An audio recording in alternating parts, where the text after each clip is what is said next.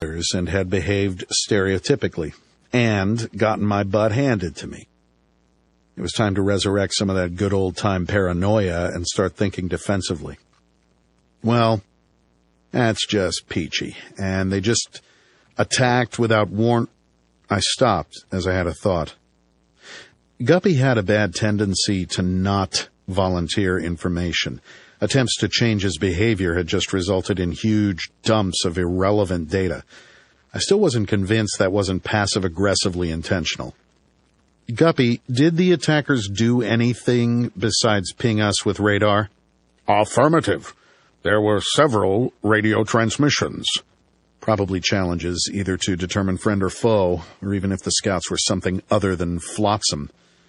And I didn't know the proper response, so no real help there. In fact, if we'd responded, it would have alerted whoever that there was someone else in the system, which might also be a bad thing. Just ask how. So, caution was still indicated. I invited Bill over to take a look at the video records. He tapped a spot on the video window. That's interesting. You see that? Yeah. Fusion torch. Great for acceleration and maneuverability, but hard on fuel. Over the short haul, they could probably outpace you, Bob. Best be careful. I sat back in my lazy boy. Not that I'm planning on going in and introducing myself. That's 2 encounters, 2 attacks, and 1 lost replicant. Some assumptions in there. Reasonable ones. Enough that I'd need some evidence to the contrary before I'd change my mind. I reached over and scrolled the window forward a fraction. No Sudar, no Surge, no Scut. They, whoever they are, haven't discovered subspace theory. On the other hand, their fusion drive tech is impressive, and if I'm right about them having used lasers, so is their weapons tech. That's a lot of wattage out of a drone that small. Which means their fusion reactor tech is probably better than ours. Bill grinned and shrugged. Not surprising, no one uses fusion reactors anymore. True. We'd long since switched to the Casimir power source that we'd gotten from the others. It was far superior to any kind of fusion reactor, for reasons including but not limited to a complete lack of detectable emissions. Naturally, work on fusion technology had subsequently stagnated, but no one cared. So, I tapped my chin and thought, these, whoever's have perhaps continued development in more traditional directions and may have surpassed us in some other technologies as well, while being totally deficient in others. Their drone designs reflect that. Fair summary. How about boojums for their drones? Sure, why not? So what's the plan? Plan? We don't need no stinking plan. We both grinned. Seriously, at this point, I'm only up to don't get caught. It's a little nebulous after that. We have designs in the archives for evading radar detection, you know? I stared at Bill for a moment. Jeez, I must be getting old. Okay, so some kind of radar-proofing carbon black exteriors to foil visual, low-power electronics combined with a super-cooled heat sink to counter infrared detection. I sat forward as my enthusiasm mounted. We can coast in. We don't need to use cloaking since they don't appear to have Sudar, so we can use long-range Sudar to watch for patrols. Yeah, this is good. Now you're cooking. Do you have enough trajectory data to plot Bender's probable location? Within a huge margin of error, yes. I'll send some more scouts the long way around to look for where he might be by now. Or his remains. We were both silent for a moment as we processed this thought in parallel. Sounds like you've got some work to do, Bob, Bill said. I'll leave you to it. Some work to do meant some engineering design work to get the combination of attributes that I wanted based on plans and notes on BobNet. Whatever else the wars with the others and Medeiros may have done, they greatly accelerated battle-related technologies. But hasn't war always done that? The engineering was no big deal. I am, after all, a computer. even if I don't acknowledge it most of the time. The actual construction work, well, that was going to take longer. I still had to do everything out in the Kuiper-Oort interface, and there was still no miraculous cache of handy elements to make my life easier. The one new piece of tech I added was a core of ice at a couple of degrees Kelvin. The Scouts were designed to be ultra-low power, which meant very little heat generation, but I didn't even want that to show. Waste heat would be transferred to the ice core, which would gradually warm up. I had calculated the heat transfer rate, and I was pretty sure the Scouts could make it through the system before their heat sinks gave out, and they started to radiate significant infrared. On the downside, to keep within the heat budget, they wouldn't be able to maintain continuous contact. That meant I could conceivably lose them and not know it until they failed to report in. Well, life isn't perfect. I calculated trajectories and times and launched the Scouts myself via railgun. Ballistic all the way, baby. If they had to maneuver, that would be the end of the heatsink. If all went well, it would be months before they sailed out the other side. By the time I'd done this, the other Scouts had made it all the way around the system and were running a search pattern on Bender's expected location. I'd told Bill the margins of error were huge, which meant a large volume to search, but I was still disappointed by every day that went by without result. For no other reason than to have something to do, I set myself a course to the other side of the Boojum system. The long way around, though. I still wasn't prepared to fly through the system, even a little bit. I had no idea how far out the Boojums patrolled. I was about halfway around when Guppy made my day. Scouts have found something. Cool. What do they have? Something. That black box test was going to be done with no anesthetic, and soon. Give me the report. A window popped up in front of me, replete with all kinds of statistics and measurements. The most important item, though, was an image of a shredded section of a version 2 Heaven vessel. Bender. 4. Collection Run. Herschel, October 2332, New Pav. I watched on the monitor as the drones chivied the ingots into the hold. As each massive block of metal arrived, roamers wrapped it in cable netting and carefully winched it up against a wall, then tied it down. We'd have raw materials for just about any project we cared to take on for a long time. The deal Jacques had struck was certainly efficient, because Neil and I had been running around from system to system for the last 50 years or so. We had not had much opportunity to stop anywhere and stock up. And in any case, the residents of those systems would not have been happy with us poaching their natural resources. We'd contacted the PAV on the way in. The kindest description I could give for their attitude would be curt. I guess Jacques was right about them. The thought made me sad, overall. We hadn't been having a lot of luck with alien species. Between the others, the PAV, and the Deltans, I was starting to wonder if it was outright impossible for mutually alien intelligences to get along. And if the local area was at all representative, there must be a lot of intelligences out there. Eventually, we'd run into another star-faring species with a technological advantage. That made war, and possibly the extermination of humanity, statistically inevitable. I shared my thoughts with Neil, who was, as usual, draped over his chair sideways. Geez, Hirsch, that's gloomy even for you. You need a new hobby. Or a hobby at all. Hardy har. But what's wrong with my logic, Neil? He sighed and was silent for a few mils. Nothing, I guess. So what do you want to do about it? We're still pond scum. Nah. We haven't been that for almost 80 years. We own and operate the biggest damned cargo ship in human space.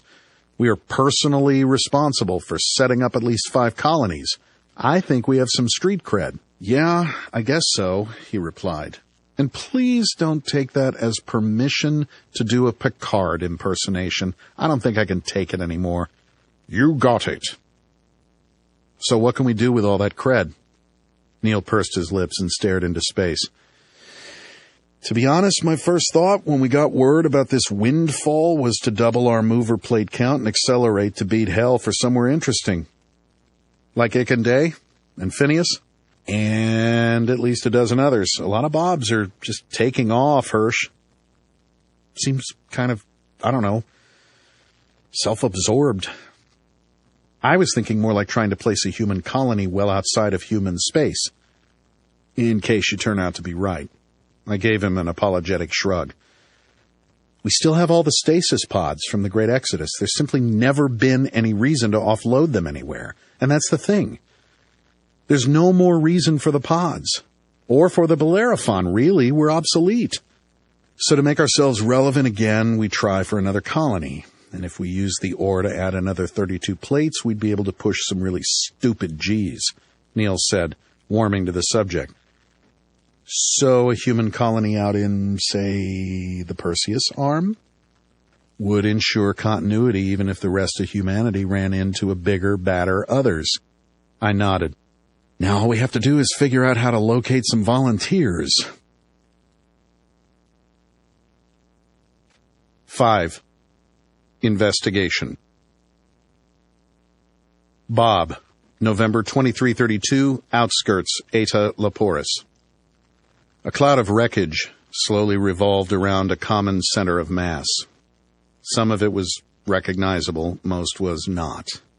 I was a little surprised that there was much of anything. I wouldn't have expected a laser to leave much more than slag. Of course, I was assuming that whatever attacked Bender used the same techniques as the drones that attacked my scouts. I would know more once I arrived. It didn't make sense to have the drones try to collect all the detritus and bring it to me. That would take too long and carried too much danger of losing or further damaging something. Instead, I'd fly in with my complement of roamers and do a close-up inspection. But first, I set the exploration drones to watch for any approaching boojums, even though it seemed unlikely that they'd take a sudden interest after letting the wreckage drift unmolested for so long. The fact that the wreckage was drifting away from the system was probably relevant, but if I'd triggered any alerts with all the activity, they might change their mind. I fully admit that I crossed the distance a lot more quickly than I should have. Caution for the moment was taking a back seat. Fortunately, I didn't run into boojum pickets. Even more fortunately, I didn't run into an asteroid. I set the roamers loose to examine the wreckage. It quickly became obvious that what I'd suspected was true. An internal explosion had ripped Bender's ship apart. Most likely, the laser had taken out the nuclear reactor control system in such a way as to make the reactor fail catastrophically. I remembered my first encounter with Medeiros in Epsilon Eridani so many years ago. He'd suffered that very fate. In addition, the meltdown had taken out his matrix. I had to hope that Bender hadn't come to a similar end. It was an entirely different ship design, of course. Medeiros was riding a military ship designed by the Brazilian Empire. They considered even their human soldiers expendable, never mind a replicated intelligence. Bender was riding a ship that I'd redesigned, with special attention to keeping the replicant matrix safe. This bit of simple self-interest gave me hope. Outside inspections complete, the roamers entered the section of ship. I had multiple windows up trying to watch everything at once. Finally, I gave up trying to maintain my VR. I dismissed my library and frame-jacked. Now I could keep up with everything, and putting up with naked floating data windows was a small price. One of the roamers bleeped for attention. I turned to the window and would have smiled if I currently had a body. The roamer had found the replicant matrix containment in the most heavily armored section of the ship, and no obvious damage. Then elation was replaced by horror as the roamers opened the containment to find it empty. No, not empty. Worse than empty. Not only was the replicant matrix missing, but all of the interface hardware had been carefully removed, probably as a unit. This was not good. Someone had made a point of removing Bender and his support hardware in a way that implied an intention to study and possibly revive him. I remembered Homer and cringed at the specter of Bender, helpless and subject to torture. One thing was for sure, though, the Boojums or their makers knew that someone else was around. Having found Bender's empty ship, I had now flip-flopped from panicked rush back to paranoid caution. I wasn't going to hurry anything. I wasn't going to take any chances on attracting the Boojums or, well, running into an asteroid. The flight back to the auto factory area would take most of a week. I had one quandary to deal with meanwhile. Would I make an announcement now or wait until I knew more? Could I even keep quiet for a week? For that matter, would Will be able to keep his trap shut? I hadn't actually asked him to, although I was sure he would wait rather than steal my thunder. Screw it. I pulled up my console and began writing a blog entry. I had a large following anyway, being the first Bob replicant, and I could be pretty certain that Luke and Marvin would be watching every post. It took a few full seconds of thought to get the tone right. Cautious optimism mixed with a realistic appraisal of possible issues. Hope, but be prepared. Finally, it was done. I hit post, then sat back and waited. 3, 2, 1. Luke, Marvin, and Bill popped in at the same time, all talking at once and waving their arms. I turned in my office chair and waited until the noise died down. "Why, yes, I'm free right now. Come on over," I said. "Bite me," Marvin replied. "Where is he?" "Well, that's the $64,000 question, isn't it?" I materialized chairs for everyone, and Jeeves entered with coffee. "Damn it," Marvin muttered. Damn it. "What's the next step?" Luke asked. "Do you have a plan?" "Nothing concrete yet. I guess the first step is to find the Boojum base, or source, or whatever. There's a good chance Bender will be there. Hell, we can just fly in and Sudar the hell out of it if it comes to that. Locate Bender's matrix, then go from there." "A raid?" "If that looks like the best plan." I stuck my chin out. "If someone has kidnapped Bender and is experimenting on him, I'm not sure diplomacy will be my first choice." "Easy there, Bob," Bill said. "Let's see what we find before we start building bombs, okay?" "Yeah, I know. Don't worry. I'll be circumspect." There followed one of those silences where no one quite knew what to say. Finally, Marvin nodded, and he and Luke stood. They gave me a wave and popped out, which left Bill. "So, number 2, what's up?" "Oh, ha. Listen. I wanted to ask you just how you plan to go in-system looking for the Boojums and how public you're going to be about it." "Public? What the F? Are you saying there's any question?" "Of course not, Bob. Not from me or any of the others in our generation, but Starfleet is agitating." "Starfleet? What?" Bill sighed. "You still haven't read my blog yet, have you?" No. Sorry. Been busy." "Remember Morlock? We're calling him and his group Starfleet now because of their obsession with the Prime Directive. It's become gospel to them. They don't even want us to keep interacting with humans. They're trying to generate support for a formal declaration of some kind that you should leave whatever you find alone." "Is a formal declaration anything like a law?" Bill snorted. "We don't have laws. But if enough people got together, they could apply social pressure of some kind." "What, like shunning?" "Well, something like that in principle. A loss of prestige, anyway." "For God's sake, Bill. Original Bob never gave even a small fraction of a rat's ass about that." "Yeah, I know, but more and more Bobs are becoming less and less Bob-like. I'm starting to call them replicants, in fact, instead of Bobs, just to make the distinction." "And they're more concerned about prestige?" "Given a random walk, you can't very well drop below 0 rats' asses, but you can increase the value arbitrarily. So, yes, we're getting more replicants who are, for want of a better word, joiners. They're forming mutual interest groups for all kinds of things, like Starfleet and the Borg. And the Skippies." "Skippies? Skippies?" I could feel my eyes bugging out even in VR.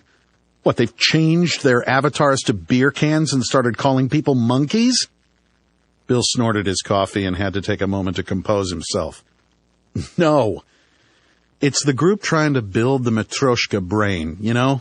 Singularity, Super, AI, and so on. I don't know who started the nickname, but the Skippies haven't complained yet. They also, by the way, want us to leave the humans alone. But in their case, it's because they think the humans are holding us back from our destiny or some such. Are there any other... No, never mind. I'll read your blog. God damn it. I go away for a few decades and the whole place falls apart. I grinned at Bill. I have some catching up to do, apparently. There's an understatement. Let me know if you need anything. Bill gave me a nod and popped out. Interesting times indeed. 6. The search expands. Bob, May 2333, outskirts Etelaporis. I sat in my library, blearily gazing at the table in front of me. Will, Bill, and Garfield watched me silently, the occasional slow head shake the only commentary offered. Every once in a while I took a half-hearted sip of my coffee. Bill finally couldn't take it any longer. You do understand you're in vert, right? You can just dismiss the hangover, right? I responded with a pasty half-smile that was probably more terrifying than reassuring. Yeah, and in the future I'll do just that. There's no metric in which this is enjoyable, but after finally reading your blog, well, Original Bob was by no means an alcoholic, but he did occasionally, when it was called for, go on, Bender, did you make that whole speech just to deliver that line? I chuckled, then groaned and held my head. No, it was just a bonus. But, God damn it, Bill. We are diverging. Nothing bad yet, but I think you're right in expecting it. And we actually have a Bobby now? That's just a rumor. I don't know of anyone who's met her, but really, that's inevitable too. I sighed and considered doing a reset and dismissing the hangover. It had served its purpose, whatever deep psychological need for self-flagellation was involved, but now my curiosity was up. This feels pretty real. Verisimilitude in Vert,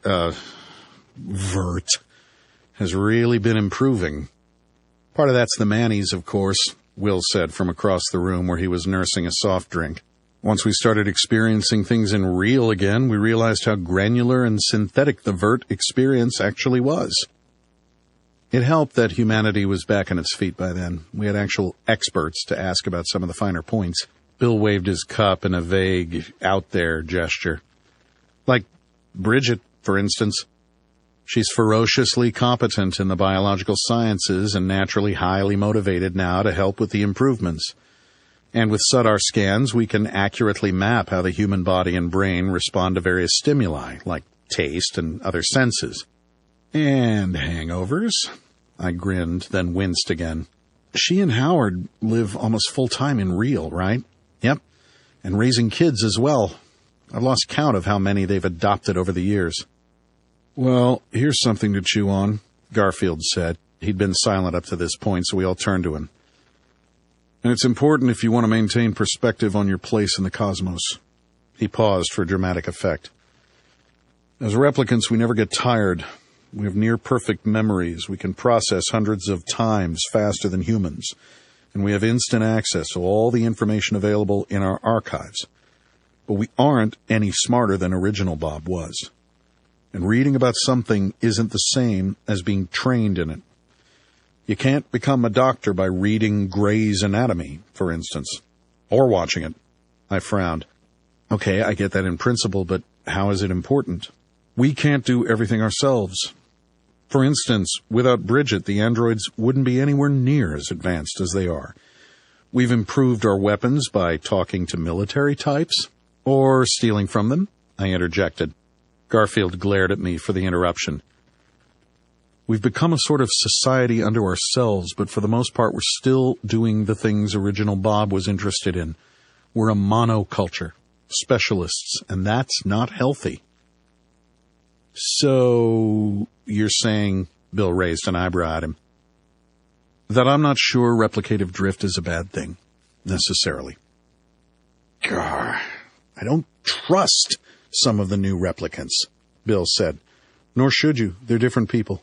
But the bobbiverse needs to be robust enough to handle a society where not everyone's priorities align. Sure, we need to be more worried about security and such. How is that different from locking your house or your car, though? That does it, I said. This conversation is incompatible with a hangover. I did a reset and felt better immediately. Does this mean we'd accept other humans as well? Bill shrugged.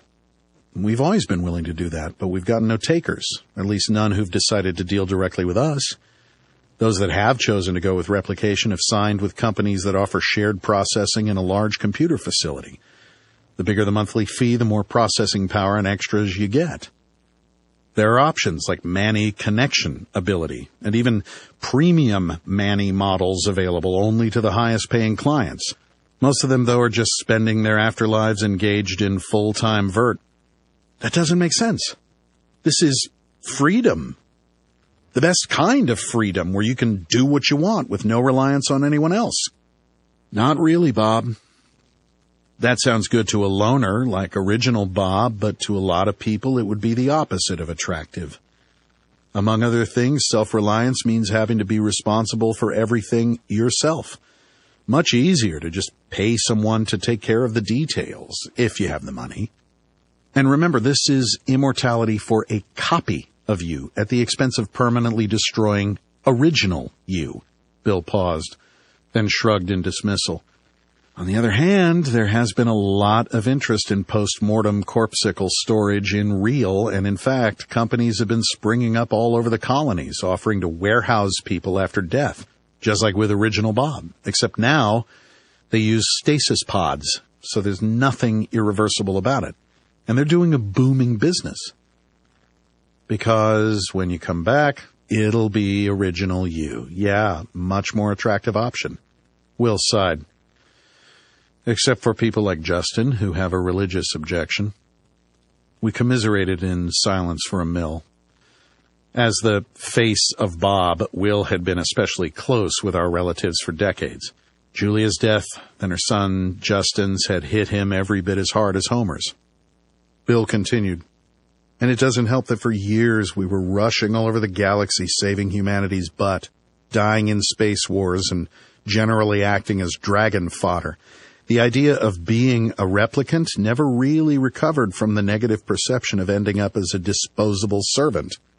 Garfield pointed a finger at me by way of emphasis. Don't forget, too, that the governments of the day were characterizing replicants as non-human copies, automata, no rights, and so forth. A lot of that stuck. I nodded. And are they bringing any back? The corpsicles, I mean. Yes, a significant number have been revived when their condition became curable, thanks in large part to Howard and Bridget's Cancer Foundation. Most of the remaining corpsicles are up against the limits of gerontology. They still haven't conquered aging. At some point, replacing cloned organs becomes a game of whack-a-mole, and when the brain starts going, well, there's no longer any point. Then there are the other bobbiverse projects. The Skippy's Singularity Project makes a certain amount of sense, but some of the others? I paused. Silkies? Like Van Vogt's Silkies? Jaegers? Space dragons? Garfield laughed. Remember when Marvin was trying to replicate the setting for every book he'd ever read in VR? Turns out he was thinking too small. The groups you're talking about are trying to replace our standard spaceship hulls with something more, imaginative. We've been making glib comments about being Homo Sidereal now. I guess some Bobs have taken the concept and run with it. Bill grinned. I've subscribed to their blogs. It's harmless stuff. The Singularity Project may be slightly less so. Starfleet, a lot less so, especially if they decide to do more than just talk. This last comment cast a pall on what had been a very interesting conversation, and an uneasy silence reigned for several mills. I finished my coffee with a final gulp. Time to get down to business. Very interesting, but speaking of interesting, there's the small matter of a mega structure or something to look at, shall we? Hear, hear, Bill said, and I transferred us all to the control room. In Vert, it was nothing but a change of visuals, but Original Bob had always been obsessive about detail, and we early generation replicants shared that attitude. The control room had wall screens and consoles with a very science fiction, spaceship-ish tone. The only proper venue for exploring a new stellar system. "So, what do we have?" Bill said, stepping up to the holotank. "The ballistic scouts will have completed their sweep through the inner system, and we should have a complete picture," I said. "System planets first, Guppy." Bill, Will, and Garfield all glared at me in tandem. I was stalling. They knew it, I knew they knew it, and so on, but my VR, my rules. The holotank showed 6 planets consisting of 3 gas giants farther out and 3 rocky planets considerably farther in, with 1 in the habitable zone. The large gap between planets 2 and 3 was glaringly obvious. "That spacing doesn't look natural," Bill said. I nodded. "Way too asymmetrical. Either planets have been moved to make room for the megastructure, or planets are missing." "The Boojum makers will most likely have originated from the second planet," Will said. "What do we have?" No chlorophyll lines, minimal oxygen lines, no radio traffic, no indication of organics at all." We turned to stare at Guppy. The last time we'd seen a planet with those characteristics, it had been Pav. Afterward. "The others? Isn't this outside their range?" "Others' attack is unlikely. SADAR readings indicate significant metal concentrations." "Good. If the others had hit this system, the metals would have been mined out. Let's finish looking at what we've got, then, unless there's a good reason otherwise, I'll send some scouts in under power to get a close-up look." I turned to Guppy. "Smaller bodies?" "None. This system has been swept clean." "What? Not even moons?" "No moons." "Wow," Bill said. "Someone has been busy." "Let's set that question aside as well," Will said. "Right now we have 2 options. 1, we can look at the megastructure data, or 2, we can beat the crap out of Bob." "Can we do both?" Bill asked. I grinned at them. "My money's on a Dyson swarm." "Pretty thin one," Bill said. "No solar shading at all." "Beat the crap," Will growled. I laughed. "And now the moment we've all been waiting for." I nodded to Guppy, and he updated the holo image. We stared for what might have been entire seconds. Finally, Will said, "What the actual fuck?" Bill flickered for a moment as he frame-jacked, probably checking the archives. He was back before I could react. "Topopolis. It looks like spaghetti," Will said, "or a wire sculpture." I checked the schematic on the monitor. "That is one continuous cylinder, 56 miles in radius, stretching 3 times around the star, wound around itself in a sort of helical shape." "Torus knot," Bill interjected. "How is that even possible?" Will asked, ignoring Bill's correction. Bill shrugged. "It was discussed back on Earth in original Bob's time. There's relatively little information on the concept. Apparently, it wasn't as popular as O'Neill cylinders, Stanford tori, and Bishop rings, but it doesn't require particularly advanced technology, just large-scale effort and brute force engineering." "What about gravity?" "It's essentially an O'Neill cylinder millions of miles long. It spins around the minor radius to generate artificial gravity." "But it's curved!" Bill smiled at Will's outraged complaint. "Think about the scale, bud. If the strand has a mile of bend for every million miles of length, you wouldn't even have to put in expansion joints. That's less than 1/10 of an inch flex over each mile of length. The structure would flex less than the Golden Gate Bridge when a single pedestrian walks across it." "But where would they get the material?" "Oh," Will nodded. "Missing planets." "On the grand scale of things," Bill mused, "this is less impressive than what the others were trying to do. Except the Boojum makers didn't invade other systems to get materials." "We don't think," I said, glancing at Bill. "I haven't exactly done a survey." If they don't have subspace and surge drives, it seems unlikely, he replied. But that's another question in abeyance until we have more information. So what's our next step? Good question, I said. This shoots down my earlier plan to just scan the Boojum's home base for Bender's matrix. We can't scan over 1 billion miles of complex structure looking for one individual cube of optoelectronics while dodging Boojum attacks, especially if the Boojum makers use optoelectronics for their own stuff. It'd be like looking for a specific needle in a haystack where the haystack is all needles. Yep. Okay, we'll have to be a little more deliberate with our approach. First, we need to gather information. I ticked off items on my fingers. We want a close-up look at the planet, we want a close-up look at the megastructure overall, and we want a scan of the interior detail. And we want to not get blown up. That, too. Bill snapped his fingers. Speaking of military technology, which we weren't, Bill glared at me. I've been working on a variant of something I got from the USE. It's a fractal surface that absorbs 99% of radiation that hits it and re-radiates it as infrared. Great for radar, not so good for infrared. But we have your heat sink idea. Get rid of the heat that way instead. I nodded. Under power, we'd have a limited time before the heat sink failed. We'd have to choreograph this very tightly. Yep. So dress up a cargo drone in this fractal surface, complete with heatsink. Fly to planet Boojum, drop off some planetary exploration drones, accelerate for the outer system, and hope to make it out before the heatsink is saturated. Do the same with some high-res drones and drop them off near the structure. I glanced around the room.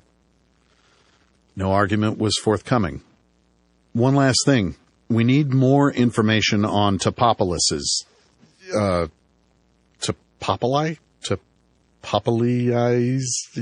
Maybe there's a human expert on the subject of megastructures. Can someone look into that? I can do that, said Will, and he popped out. Bill stood. I'll get the fractal surface details to you. He popped out. I'll work out the drone design, said Garfield, and he popped out as well. I'll have another coffee, I said to the empty room. The Auto Factory drones had been locating and retrieving raw materials from the Kuiper Belt and Oort Cloud for a couple of years now, so logistics were no longer quite as much of a limiting factor. Bill and Garfield had their info to me within hours, and soon I had my Auto Factory churning out modified drones at full speed.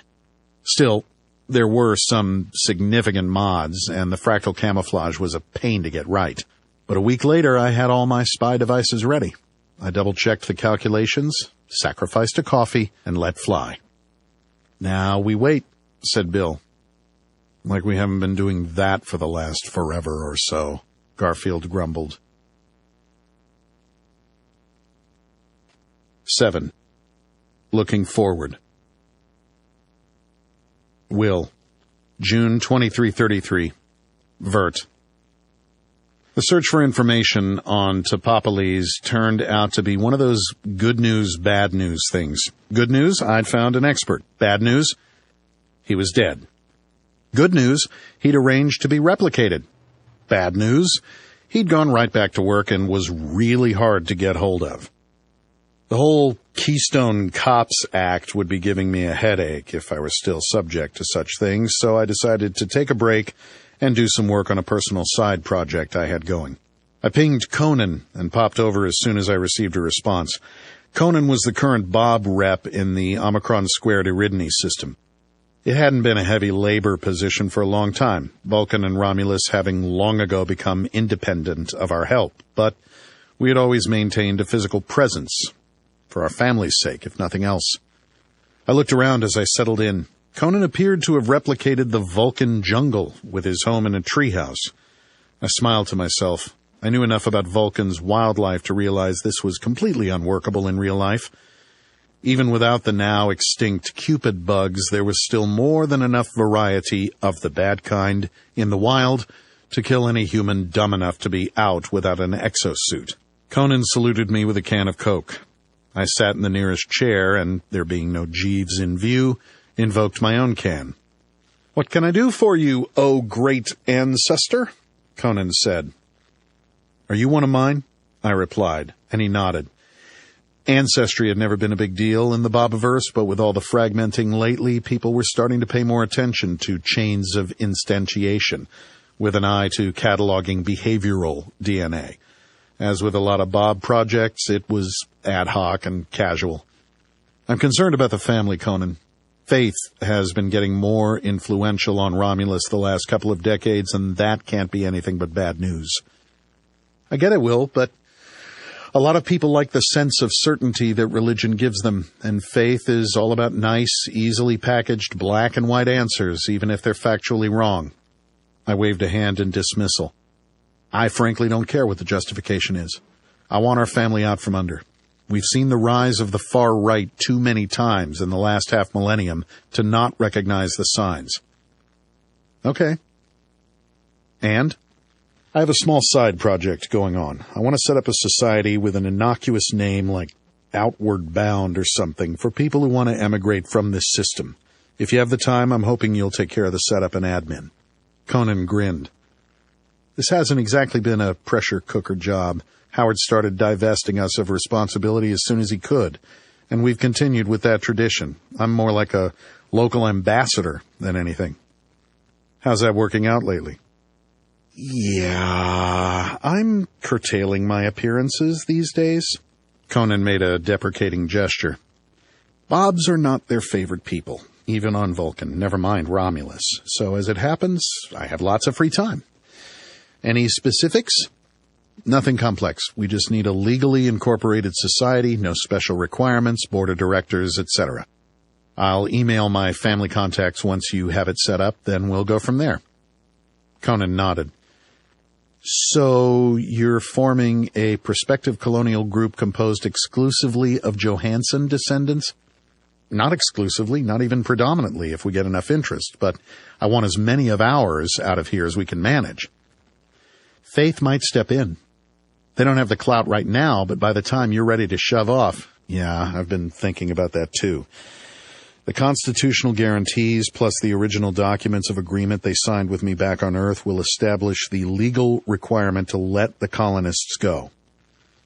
We need to be ready, though, if they decide to go for brinksmanship. Let's talk about in-system assets that are still Bob-controlled. Conan smiled and popped up a graphic, almost as if he'd been expecting this. 8. Survey results. Bob, July 2333, outskirts Eta Leporis. Will, Bill, and Gar were in attendance in anticipation of some useful returns from our scout drones. Orbital mechanics being what they are, the drone destined for planet Boojum arrived first. We were a little concerned about the possibility of deceleration attracting attention from the Boojums, but finally decided that A, there was no reason to expect them to be more interested in powered objects in particular since they'd cleared the system of everything, and B, we didn't have much choice. In any case, the drone settled into a low orbit around planet Boojum with no issues or incidents and ejected all its scouts. It was immediately obvious why there was no sign of life. This was a dead planet, and not by natural means. The panorama below us combined the worst of an others attack with Earth's fate at the hands of humanity. There had very clearly been an exchange of nukes. Blackened, blasted circles where cities might once have been were still putting out enough radiation to forestall any possible misinterpretation. Impact craters indicated at least some orbital bombardment, although nothing as big as what the Brazilian Empire had used on Earth. The planet hadn't spiraled into nuclear winter, but even so, there was no indication of living vegetation. Large swaths of what might once have been forests were burned to the ground, with not the slightest trace of new growth. Finally, I reached forward and turned off the big monitor. I said to Guppy, "Let me know if anything anomalous shows up. Otherwise, record and archive everything, then recall the scouts, and leave the drone in orbit for now." Acknowledged. I pulled up the data stream from the other cargo drone, which was slowly pulling up to the megastructure. The scale of the thing was such that you could only see one thread at a time. The other two loops were so far away as to be invisible. So, what I want to do, I said, is spread the SUDAR scanning drones along the length of the megastructure so that we get a full scan of a long segment with enough overlap so we don't lose any detail. I'm going to assume that whatever stretch we pick at random is going to be representative of the structure as a whole. Seems reasonable, Will replied. We settled back to wait for the drones to reposition themselves. I still had some concern about the Boojums. They hadn't bothered us yet, and we had some pretty good countermeasures for non-SUDAR detection methods, but I didn't know if they might have an A-game or something for guarding the perimeter of the Topopolis, although common sense would tell you to keep watch farther out and not let anything get this close in the first place. Anyway, the drones reached their assigned stations without any fuss. Bill and I gave each other simultaneous thumbs up. This was the moment of truth. Okay, Guppy. Start with full reach scans for each drone, then cut the range in half with each subsequent scan until we're down to a 2-mile range, which should be enough to scan the inside surface. Then start taking snapshots every second until we have a full revolution recorded. Acknowledged. Scan results coming up. It, doesn't actually look like it's rotating, Will said. Are you sure about your assumptions? I grinned back at him. I did some reading. A lot of the design choices for O'Neill cylinders will apply to Topopoles as well. Chances are there's an outside shell that doesn't rotate. It will be thick and designed to absorb micrometeor impacts and high-energy radiation. You don't want that much mass loading the rotating section, so the much thinner but structurally stronger inner shell will rotate, giving simulated gravity on its inner surface. There will be magnetic bearings or some such between the two shells. Say, you know a lot about this thing for not having scanned it yet. It's all theory, Bill. Let's see what we've got. I turned to Guppy and nodded. There was no dramatic change to the monitor window, but smaller data windows began stacking up in various locations. We watched the action for a few milliseconds, then I reached over and tapped one of the scans. The window expanded in front of the main monitor, and Bill and I leaned forward to examine it in detail. You were right about the shells, he said. Inner one is generating 0.86 G, which is exactly the gravity on the second planet, I replied. So that's the Boojum maker's home world. Air's not even close. Are you surprised? The pounding, the fires, and no life to provide homeostasis, nothing could live on planet Boojum the way it is right now. I guess not. When will we be able to get a detailed scan of the inhabitants? Not until we're down to the rotational snapshots. Let's just leave it running. We sat around the control room, variously drinking coffee, beer, or Coke. I looked askance at the glass in Will's hand. He smiled back. Picked up the habit from Marcus. Sometimes something cold and fizzy is a nice change. There was a ding reminiscent of a microwave, and the phrase "scans complete" popped up on the monitor. We all quickly stood and hurried over to examine the results. The next few seconds resembled what you'd get with any gaggle of scientists trying to outshout each other, but we eventually distilled some useful information. I stared at the hologram of a native. It was more like an other than a PAV in that it didn't closely correspond to any Terran life form that I could think of. Will examined it, head cocked to the side, and declared, "There's a bit of otter in there, I think." "A flying otter," Garfield blinked. "Or a flying squirrel?" Flying otter is reasonable if you ignore the head," Will added. "Or maybe giant beaver? Look at the tail. That thing looks like it fans out." We stared for a few more moments.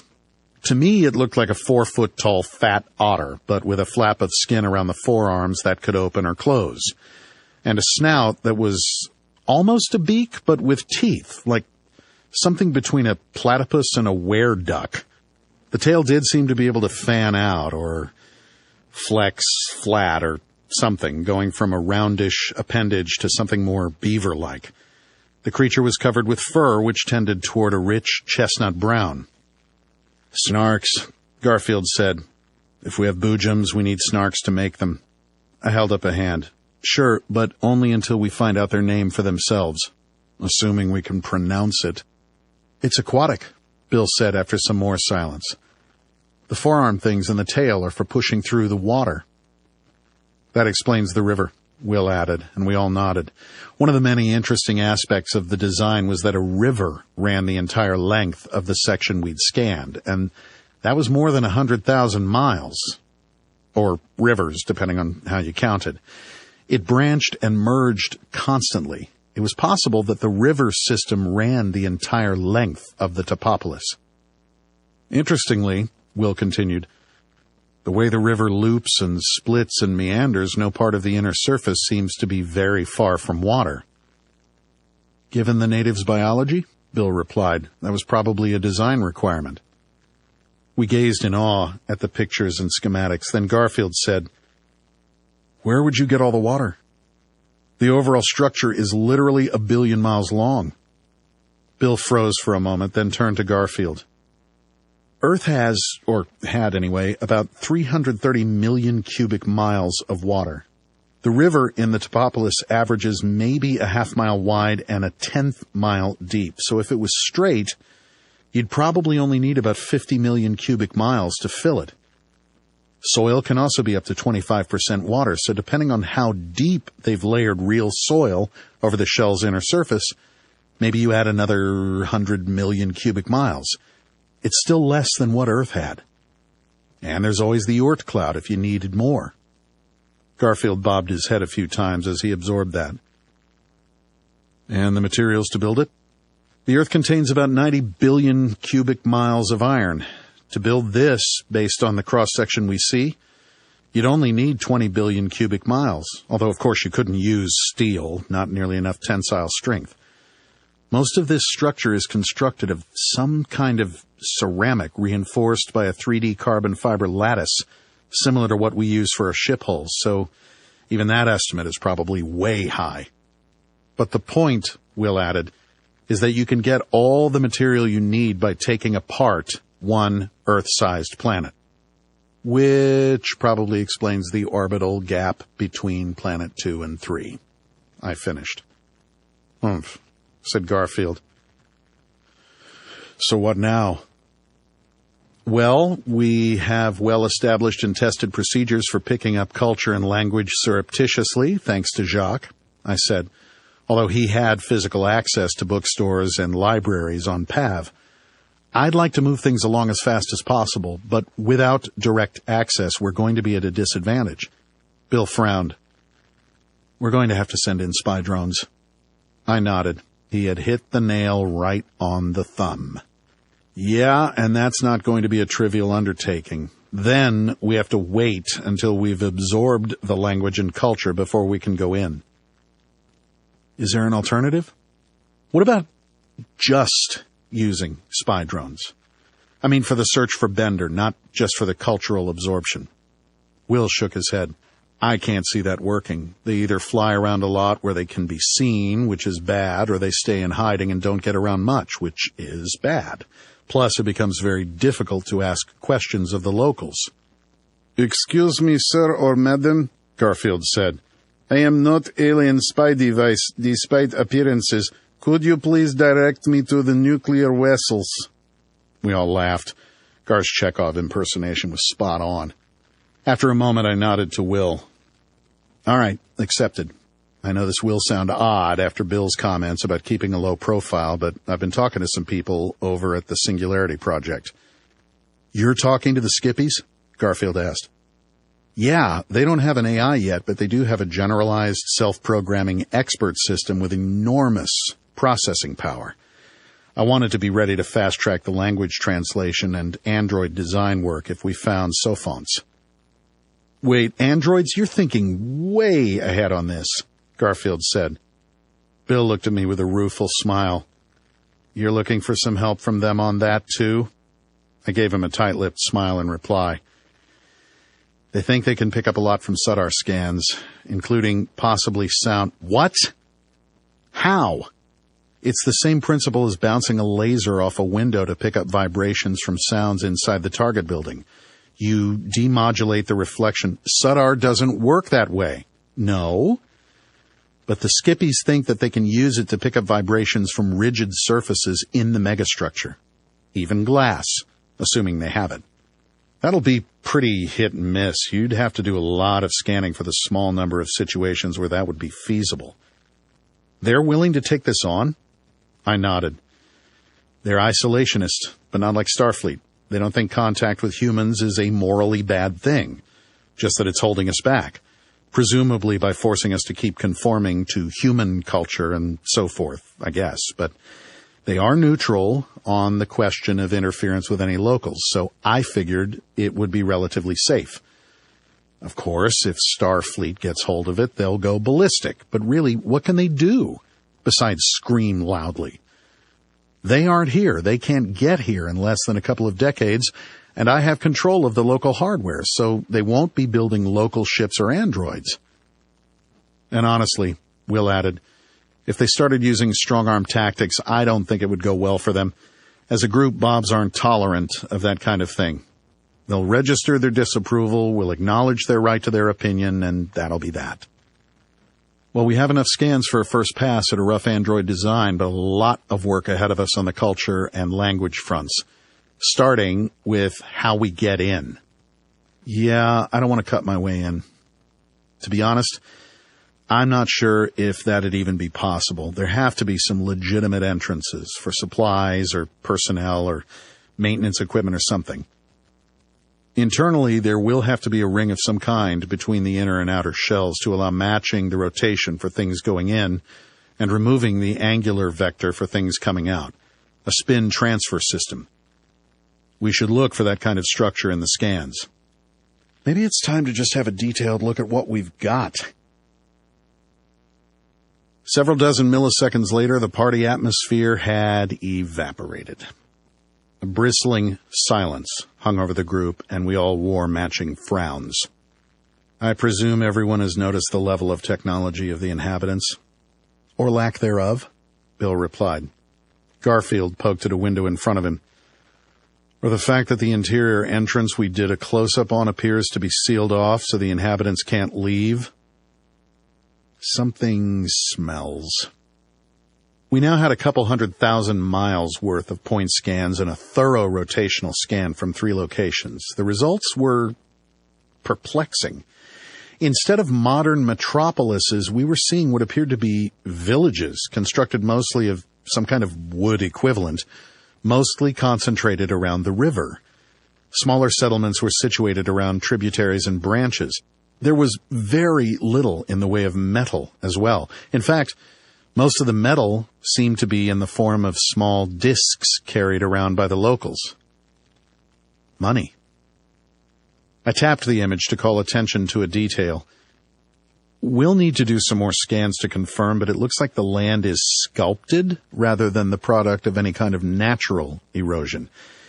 Either the water for the streams and tributaries is pumped up to the source, or they have actual weather to supply the headwaters.